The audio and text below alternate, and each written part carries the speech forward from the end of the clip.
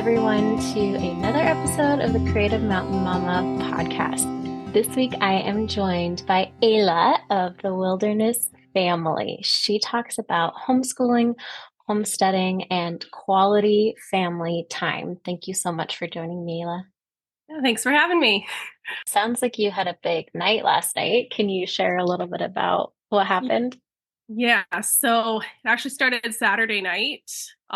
We had gone down to the river with the kids, then came back, and we live on a family property. So we've got my in-laws and then us, and then one of my brother-in-laws and his wife and their two little boys just moved here. So they had gone for a walk while we were starting our supper. And then we looked out the window and my husband Landon said, "Oh, look, they've got a sheep. So a sheep must be close to having a lamb." And then I looked over, my sister-in-law had a lamb and two little boys at the same time. So that was quite a handful. But yeah, so we went out and these ewes hadn't been sheared yet. So she needed to be sheared a bit, and she was terrified of this baby. She's pretty young and she had never seen one before, obviously. So she was freaking out a bit. So we finally got her held down and got him to nurse and sheared her up a little bit so he could actually reach her udder. And yeah, so I was out. Well, actually, the first night we milked her every 3 hours and then fed him with a syringe. And these are Shetland sheep. So they've got the tiniest little udders. And I had to milk with 2 fingers. Brand new experience. Quite a job. Yes, I've milked lots of goats, but I've never milked a sheep with that tiny of an udder. So yeah. And then last night, my in-laws are still gone. They've been gone for a week, I think, unexpectedly. And they're coming back today, thankfully, because I was up, I think, every hour last night, pretty much making sure he was good. But yeah, he seems to be really strong and nursing properly, and he's trying to run around and play. So I think he'll be good now. But yeah, it was quite the experience. Little wobbly legs. Do your kids absolutely love him? They do, yes. And they've named him Nacho because I had just made nachos and we were sitting down to eat them. And then we ended up with very cold nachos for supper an hour and a half later when we came back in. So they figured that sounded like a good name for him. Part of what I love about what you encourage with the platform you have is family time, being close to relatives, and present fatherhood. Can you tell me a little bit about that as a priority in your life? Yes. So my dad, like he did his best, but he's always been a workaholic. So we lived on a farm and he was always there, but you can be there and not be completely present, unfortunately. So we spent a lot of time with him working on the farm, but we didn't always get to be very close. And I know it's not the same for all my siblings, but I wouldn't say we have the closest relationship. We're better than we were. But so that's always been really important for me. And I knew that I wanted something very different for my kids. So thankfully, my husband is very much on the same page. Want our kids to always have their dad around. And obviously he has to work. But we have been able to go through with our budgeting. We've been able to go through some seasons where he can take, at one point it was 3 years, I think, just about 3 years off of work completely. Yeah. And every so often he would go do like some piece work. He drove some gravel truck and stuff off and on, that kind of thing. But just to have time just to spend together and be very, very present for the kids. And me too, helps a lot, especially when the kids were little. It was very, very nice to have him home. So yeah, we've had to plan. Usually it's taken 3 to 4 years to be able to plan out and budget out to be able to do it. And we're actually about to start our second season of that. So we're quite excited about that. This summer we'll be back to no full-time work and lots of family time. So it'll be a big change again, but it'll be really exciting. It's been just over 3 years, I think, since he's been back to full-time. And that isn't the case for everyone's job. Most people Definitely can't not. take 3 years off. But you spoke to budgeting a little bit. Could you dive a little bit deeper in how someone could make this work for their family? Yeah, definitely. I realize obviously most people can't just take big blocks of time off. That's not sustainable for the majority of people. It's helped a lot that we live on my in-laws' property. That cuts out a lot of expenses. So that's been a big one for us. But even without that, we've always made sure that like we don't go out to eat hardly at all. Maybe if we're in the city for some shopping, we might grab some fast food real quick or something. But even then, we usually try to take our own food. So, yeah, things like that. I do a lot of gardening and canning usually, and try to get as much bulk food and just bulk beans, that kind of thing. Just cook everything from scratch. We don't buy a lot of processed food, and we have a single, very old vehicle that is only used for work basically at this point. And yeah, so we cut out a lot of things. And I know a lot of people it wouldn't work for everybody. But for us, because this is the lifestyle we want, we've learned to be content with what we have and make it live on a very strict budget and be okay without having everything that everybody else does. So, Prioritizing time, yes, quality time over things. yes, definitely. Quality time is something that you can't get back if you miss it. You could always have nicer clothes or something later when your kids are growing up and go out to eat, go on more trips, those kind of things. But you can't get back that time when they're little. So that's what's been most Absolutely. fast. You pair that with homeschooling as well. Could you walk me through a day in the life? Yeah. So we, our kids have always gotten up relatively early. They're supposed to stay in bed till about 7 because they used to get up at 5, and that was a little much. So they're usually up. I get up about in this season. I've been getting up about 6:30 ish and try to do my devotions. My husband's usually up a bit earlier than that, gets his things done, and then he heads out to work. And the kids are up around 7, sometimes a little bit earlier. So then they have breakfast, chores, that kind of thing. And then we usually try to, doesn't always happen right away, but we usually try to do some workbooks first thing in the morning. So we've got math, reading, that kind of thing. And we're more unschooling. So we have workbooks for some core subjects, and then anything else we just learn throughout the day. And as we go about our day, they actually learn quite a lot. So we do the workbooks. That takes maybe an hour, 2 hours, depending on the day, depending how well people are focusing. And then we always try to get outside in the morning right away, usually right after school, for some sunshine because I feel like that seems very important to me. So we're always usually out. We do 1,000 hours outside. So we're out as much as possible and learning through all of that. And then in the afternoon, something that's been big for me has been quiet time. And I started that when the kids were done napping. So we do quiet time after lunch every day. And it's about an hour where I usually read or get some things done. And the kids used to be, they were in their bedroom. Now they usually they go outside and they just play quietly or not so quietly, but it gives me some quiet time. So that's been a big one for me.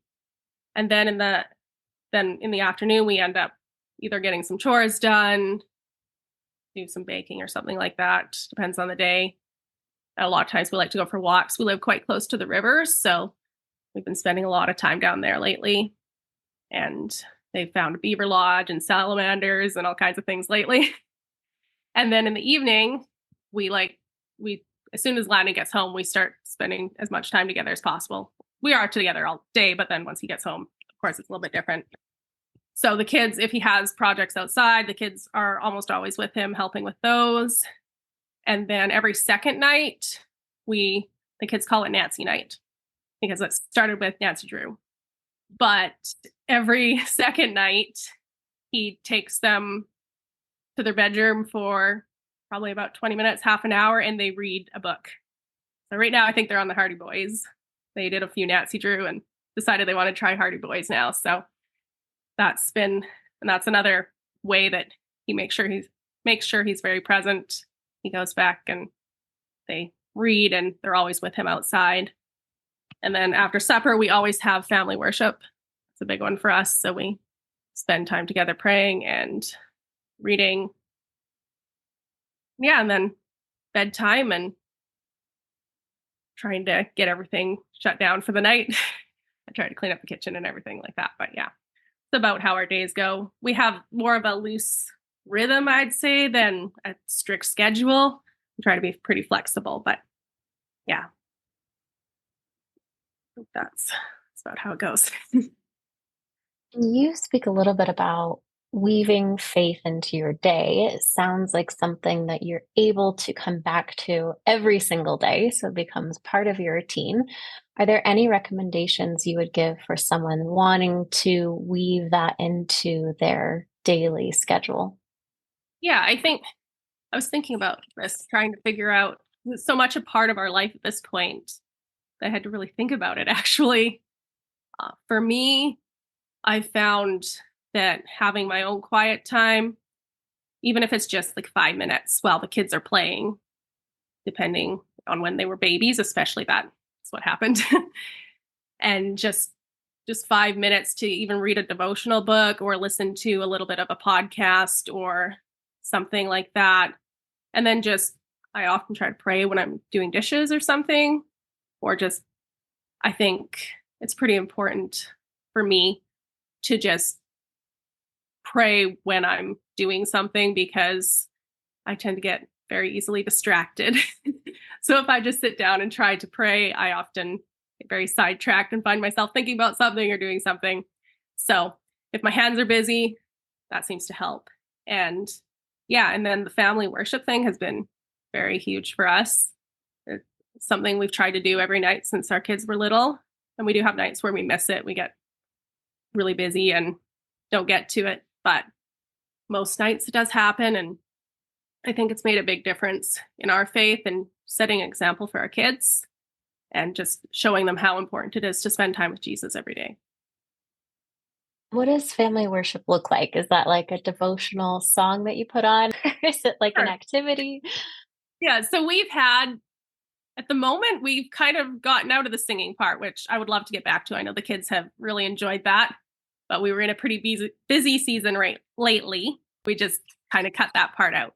But usually we have these big Bible storybooks, and it's a set of, I think, about 10 or 11 of them, and it goes through the entire Bible. So we usually read a chapter of that every night. We just finished up reading about Moses and the Ten Commandments and building the sanctuary. So we do that, and then we pray, and we also like to sometimes do we talk about what we're thankful for, and we just go around a circle and everybody names something they're thankful for that day. Sometimes you got to dig deep, but I think it's good for the kids to have to and us to think about something they're grateful for that day, even if it was just that it's bedtime. It's sometimes that's it. But yes, so it's pretty basic at this point. But yes, we also bring in songs and stuff quite often, and yeah, but prayer and Bible are our main points of it. Is that in addition to, I know a lot of people kind of do that around dinner, but this is separate from a meal. It is time that you set aside. Yes, Amazing. yes. We always have supper, and then this is usually pretty close afterwards. It's usually a couple minutes before bedtime. So depending on how long supper takes and when we get to it, yeah, it's definitely a separate time. Winding down the day with an intentional hour. Yes. Shifting gears a little bit, moving into motherhood, I think rocks everybody. It humbles us all, and I think it's kind of meant to. Is there any advice that you would give to new moms? Yeah, I think the biggest one for me, a lot of times it feels like you're very alone. And that's how I felt. Our kids were all born within 3.5 years. and it was a lot. I love it now, but it was a lot. And I didn't reach out and ask for help. And I think that's a very important thing. I think we need to know that our family and friends often do want to help us, and our husbands, our spouses, they want to, if we're struggling, they want to know that, and they want to be able to help us so that it's not so hard. I know my mother-in-law was a huge help. She didn't know I was struggling, but she was a huge help. And she would bring over meals, or she'd take my kids for a couple of hours and just give me a little bit of time to take a nap or a shower or something. So I think it's really important to ask for help. I know it doesn't feel like it, and it feels like we should be able to do this because it just, social media and everything often makes it sound like it's easy, and they'll talk about the bad parts, of course, but it sounds like it's something we should be able to do, and everybody's doing it without too many issues, but we need to be able to ask for help. And often people are just waiting. Anything on any type of daily routine that helped you at the time or that you still implement now? Yeah, so I've added more things since my kids were little. My youngest is almost 7, but one thing, like the things that have always helped me most are like staying hydrated, making sure I eat, because I tend to struggle with that. So making sure I eat, and eating actual food, not eating what's left on their plates. But we actually need meals as moms, and especially protein. That's something that I really struggle with. Exercise. I did a lot of HIIT and running when the kids were littler. I've gone more to walking, Pilates kind of thing for the most part. Sometimes I do bring back a little bit of HIIT just because I kind of love it and it feels good. But for quite a season, my body was happier with the walking and gentle exercise. And yeah, even just a short walk. I saw somewhere that even a 12-minute walk, I'm not sure why the cutoff was 12, but a 12-minute walk, there's something in your body is called glutamate, and it's produced when we're stressed. And a 12-minute walk cuts that down by 29%, which is quite a bit, sounds like. So yeah, just short walks. I used to take the kids I would take somebody in the stroller and everybody else on bikes quite often, and usually end up with bikes on top of the stroller and everybody sitting in it by the end, but it would get us out of the house. We did lots of walks like that. And sunshine is really important for us, getting outside, especially in the morning. So there's something about the morning sunshine that just gets your sleep and everything regulated. So morning sunshine is really important to us, and just as much fresh air out as we can get. And I know some people think it's kind of woo, but I'm big into grounding and being outside barefoot, just getting as much of that as possible. I used to think it was a little weird, but I notice a huge difference in my mood when I've been outside barefoot a lot. And yeah, we all just feel better. And of course, then we're out in the garden and everything too, usually. And it just, makes everybody feels way better when we go outside. So if everybody's grumpy, we go outside. And also, I know it's not possible for everybody, but if you have family and friends around, that makes a huge difference. Even I'm very introverted, but having somebody that I can just talk to or say, hey, can you take my kids for 5 minutes? Sometimes we just don't get that time. And it really helps to just, if we can, to utilize that and just have the support. That makes a big difference. Yes, absolutely. Actionable items that you can write down on the whiteboard and check off, but really add to your day in a intentional way. Yes, a list instead of just saying, well, we need to work on our mental health, because that's what everybody says, but how do we do it? So yeah, I think a list is helpful. Are there any Bible verses that you lean on in hard times?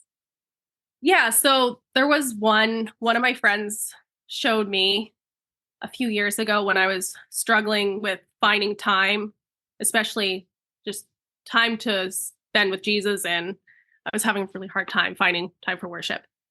And she shared with me Isaiah 40:11, and it says, "He will feed his flock like a shepherd. He will gather the lambs with his arm and carry them in his bosom and gently lead those who are with young." And I just really appreciated the gently lead those with young part, because to me it feels like he understands what it's like to be with little ones.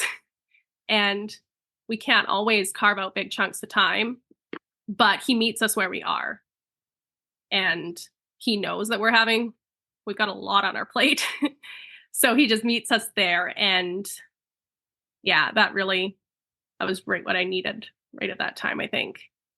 Just the encouragement that I didn't need to spend an hour or two praying and reading my Bible every day. I could just carve out the time I needed to while I was doing something. And it was okay if it was 2 to 5 minutes and not a big chunk of time. He knows your heart. Yes, he does.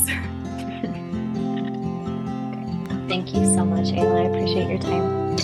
Yeah, thank you for having me.